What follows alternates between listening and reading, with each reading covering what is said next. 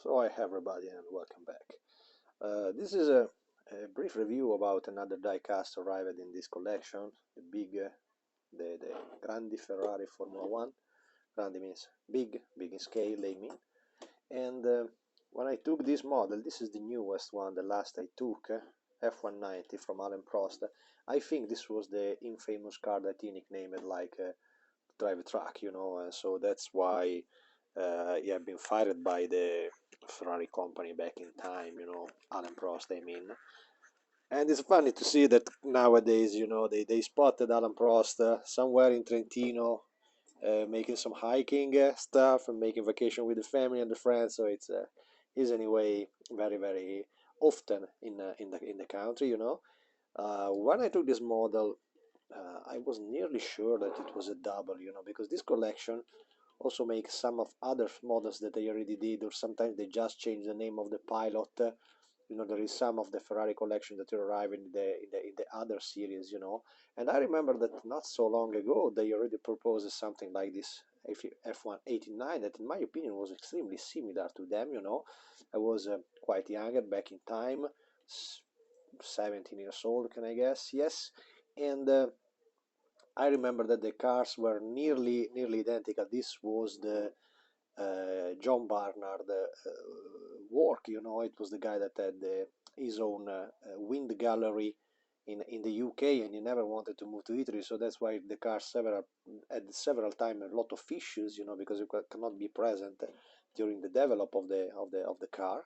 And if you look closely to them, it's interesting because before I start to take a notice about the usual stuff, the usual stuff about this collection, the one that you already seen, but you can clearly see the similitudes and the difference between these models, and despite they look very similar, they are absolutely not in any corner. The 90 car is much wider, and the front end on the previous car was a little larger, became slimmer on the 90. The front wing is completely different also.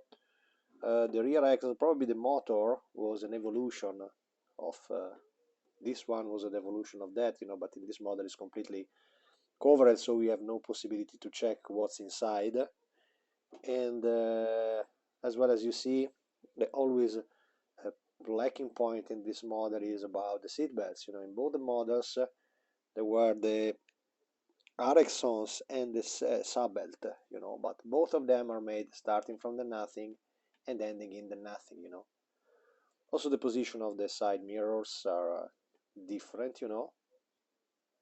So it's basically completely another car, despite in reality she was an evolution of the 89 car, What they did in this model was to propose an always very nice looking replica, and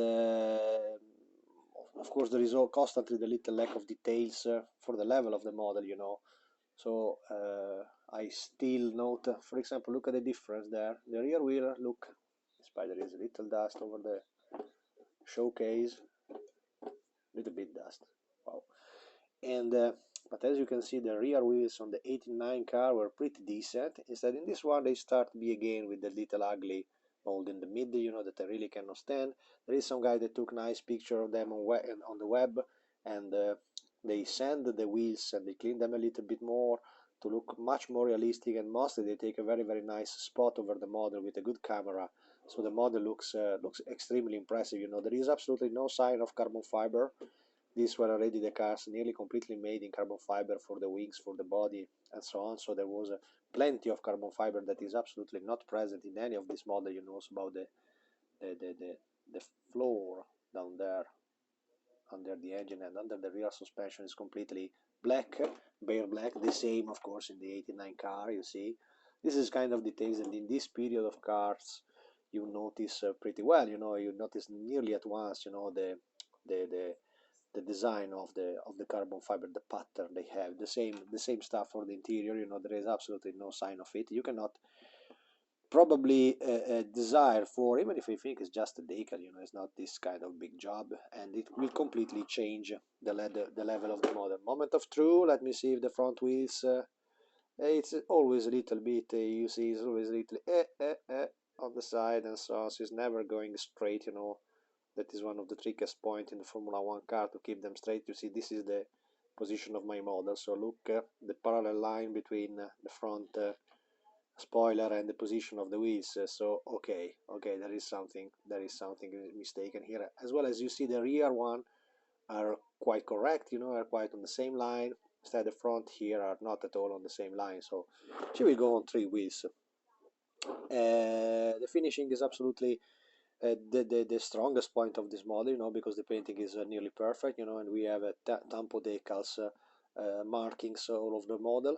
There is some companies online, I see them in eBay Italy or eBay UK, you can find them, where they change the decals, you know. They also give a little red spot, nearly matching probably the color of the Ferrari. I never used that because I don't trust such work so much, and I don't want to touch this model at all. And you can change the name of the pilot. I think it was Prost and Mansell. I think they were, you know, in the 90 season. I don't remember properly, you know. And I think Mansell raced without any spot there. It was completely black. The number, the other number driven by Nigel. You know, Nigel I already have in the previous season. So for the 89 car, I will keep Nigel. For the 90, we can survive with Alan Prost. It's the same, you know. So that's it. Absolutely decent model. And it was also interesting, in my opinion, to see the comparison between those two. You know, from far away they look basically the same identical car. If you look closely, as you can absolutely see, they are completely different vehicles, so they are absolutely different models.